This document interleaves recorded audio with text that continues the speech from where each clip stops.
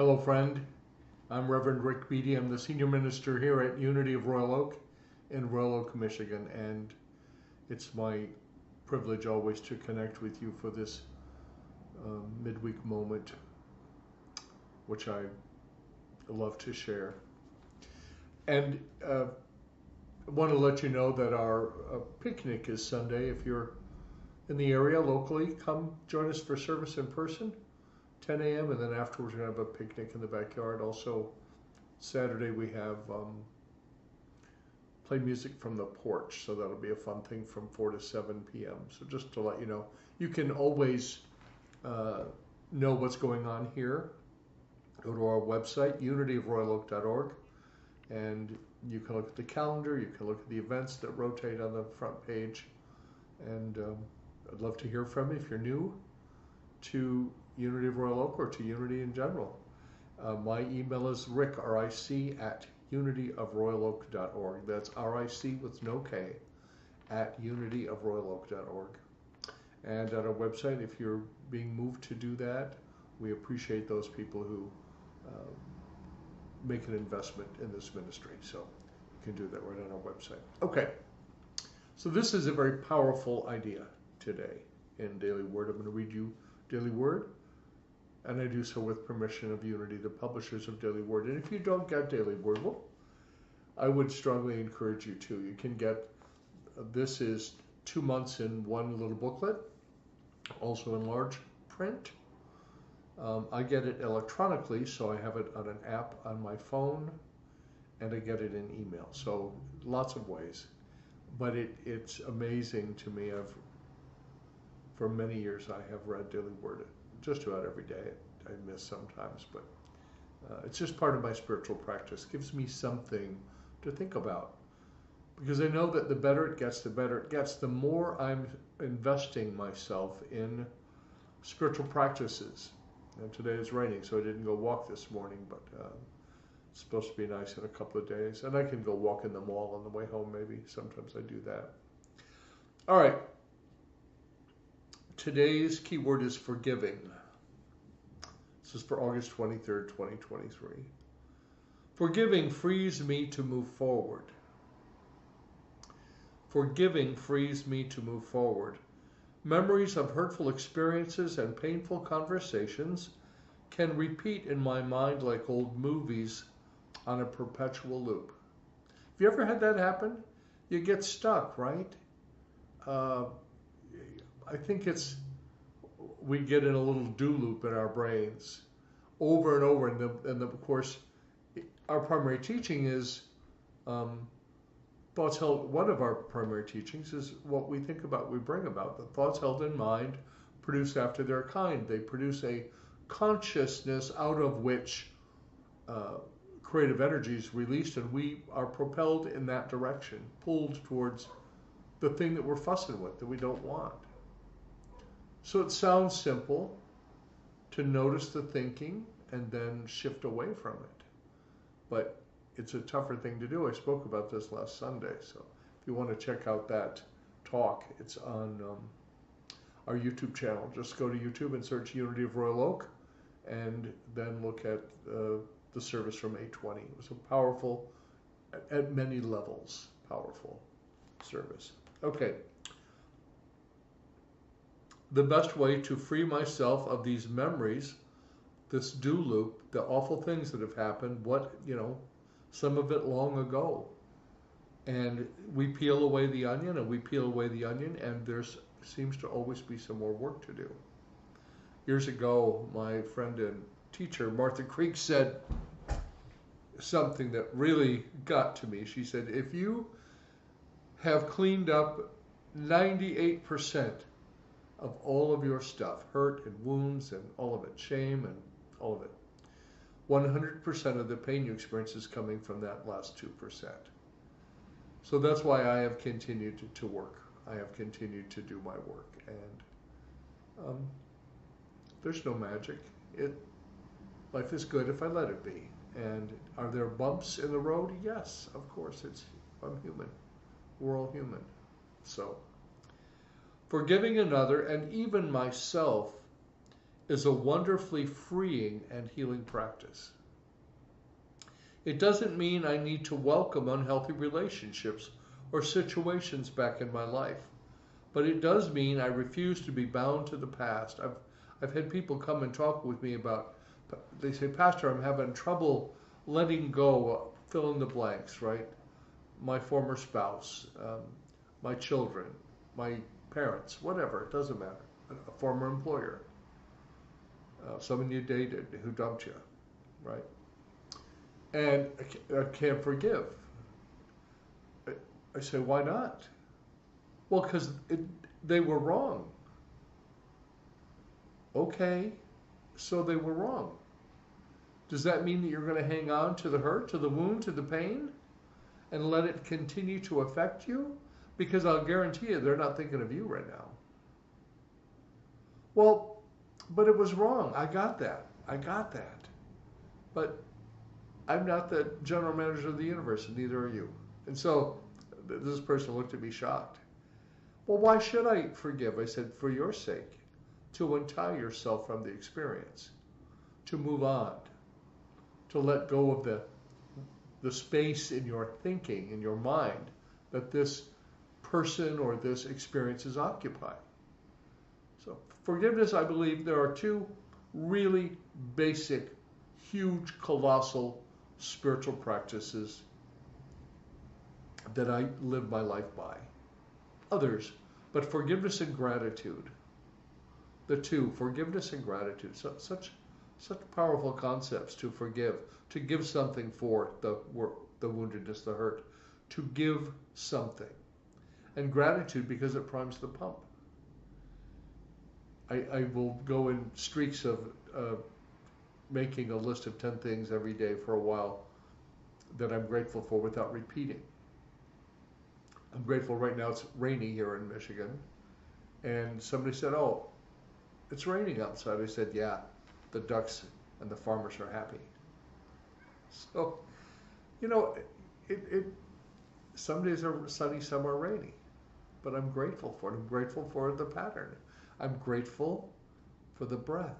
I'm grateful for the technology that for the last 3 years has allowed me to share something on Wednesdays with you without coming together in person. Not that I mind that.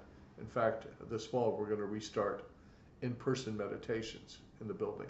But I've enjoyed this time, and it's become part of my own spiritual practice. Okay. The nature of life is forward motion, growth and evolution. Staying stuck in resentment while life is happening around me only compounds my unhappiness. Forgiving is key to my growth. As I forgive, I feel alive, cleansed, and ready to move forward. And the Bible verse for today is, whenever you stand praying, forgive, if you have anything against anyone, so that your Father in heaven may also forgive you your trespasses. As we forgive, we're forgiven. That's also part of it. You know, it's an energy. It's an energy. Do I make mistakes? Yes. I've learned to publicly apologize and do it quickly. Once I realize, oh, Beattie, you really got stuck there, didn't you? So, anyway, forgiveness is an important thing. If you have, I have about 5 things that I have done over the years that have profoundly changed me, and one of them was to attend a number of years ago now because Colin's been gone. Colin Tipping's work, Radical Forgiveness.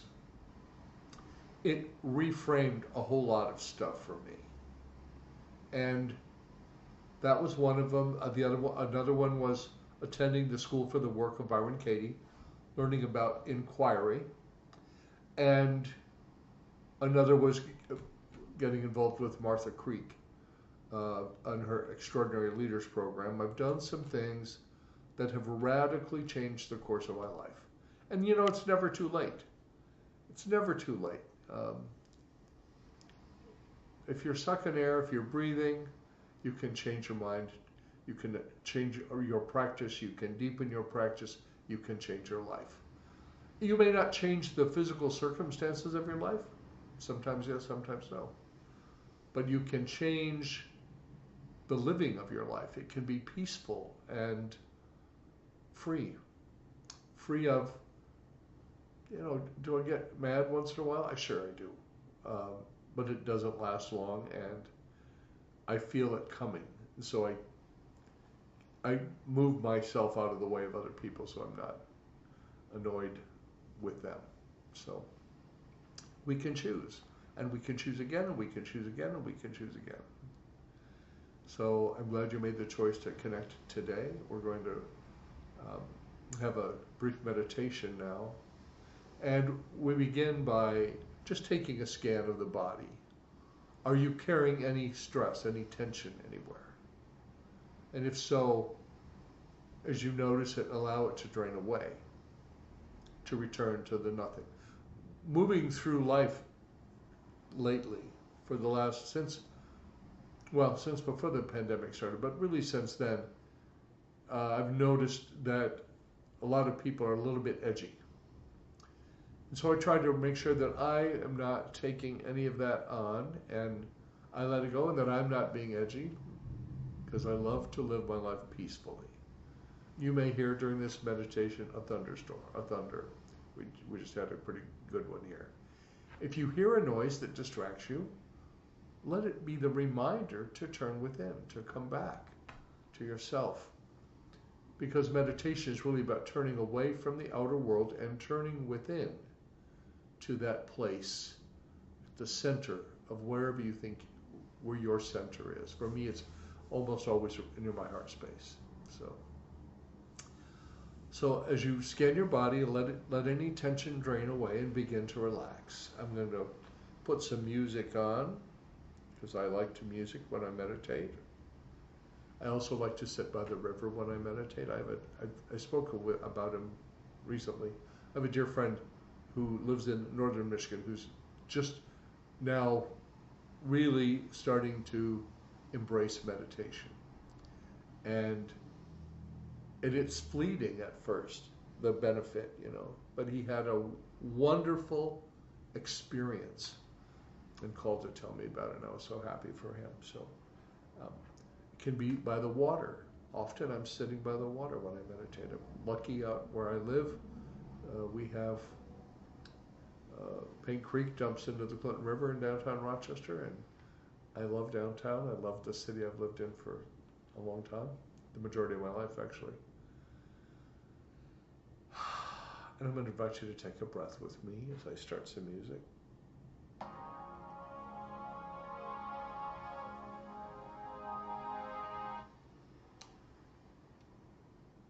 Well, I believe I am.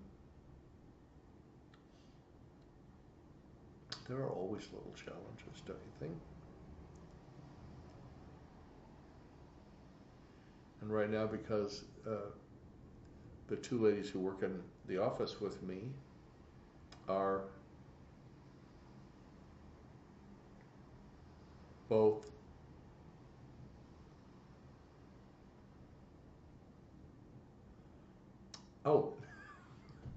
Kathy Jo had a surgery, and Jill has been ill, so I'm praying for them both, and they're both on the mend. All right, let me.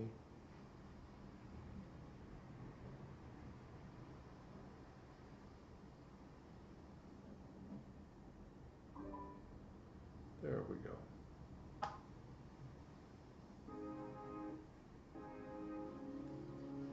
So this music is 6 Degrees of Meditation by Kim Lange, our creative director.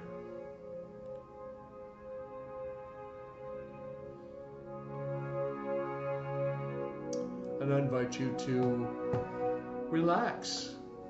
Relax. There's nothing that serious happening. And allow your body to relax. Notice the support that is existing for you, the chair. Get comfortable. Some people like to sit on the floor in front of the sofa. I did that for years. As I've gotten older, it's more than a notion, so I don't get down as much as I used to, but I'm working on that too. Just take 3 deep breaths together. Breathe in. Let it out. Another deep breath in. Let it out. One more deep breath in. And let it out. And allow yourself to just notice now your breath without changing its pattern. Whatever depth of breath you take, your normal pattern. And the most basic meditation is to bring a full awareness to the breath. Notice it. Give your mind something to do by just noticing the breath, breathing in and out. Sometimes it's a noise. I have used all kinds of, you can get recordings on YouTube, you can find them like air conditioner running on a loop. Just the noise, to give the mind something to do, because our minds want something to do. They're busy, and if we don't give it something to do, it'll make stuff up. Have you noticed that? I've watched my mind. But I've also been a mindfulness practitioner for a long time, and that, I'm still working at it. I'm a novice.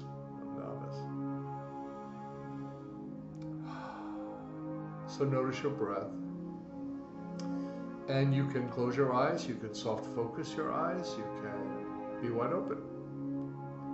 I usually am. And allow yourself to connect with your source, the center of you.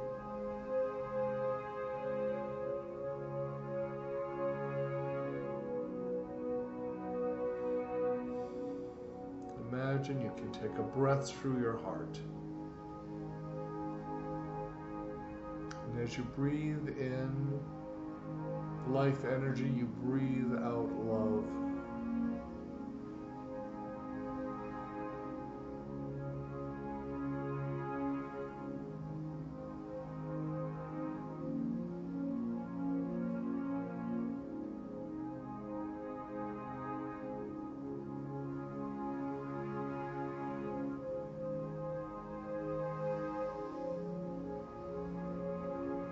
Again, if you hear any noise, your mind wanders off, and it will.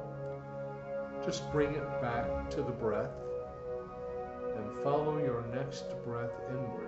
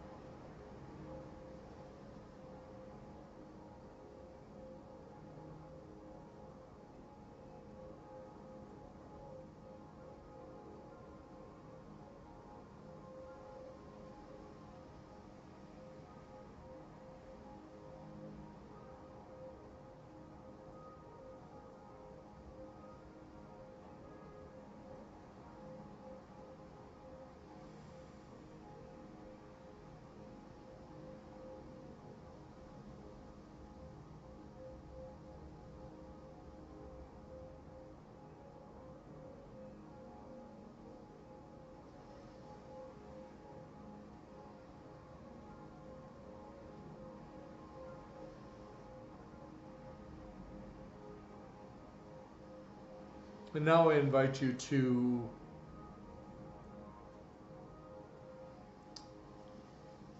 focus your attention while you remain in this quiet space.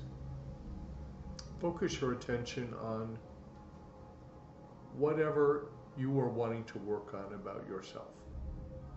Often we're pretty busy with doing for others, and that's good. It's a wonderful thing. Serving others is a wonderful thing. The master teacher said, love one another. And I asserted long ago that love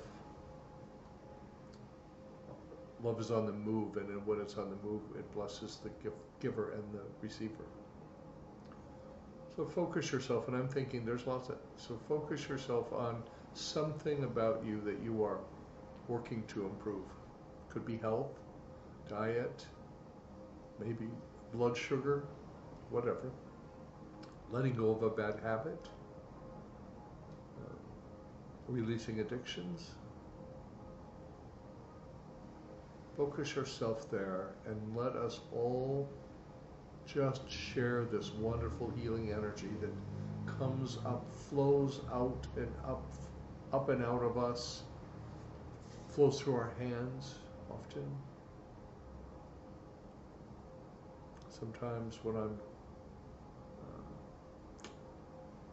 doing some praying for someone, I will hold my hands out and I can feel them get very warm, and I become very intentional about sending that energy. So I'm sending that energy to you right now. Whoever you are, wherever you are, wherever, whenever you connect with this teaching and this meditation time. Take it in, breathe it in. I'm breathing it into, absorbing it. We think we are these bodies, but we are energy beings, light bearers.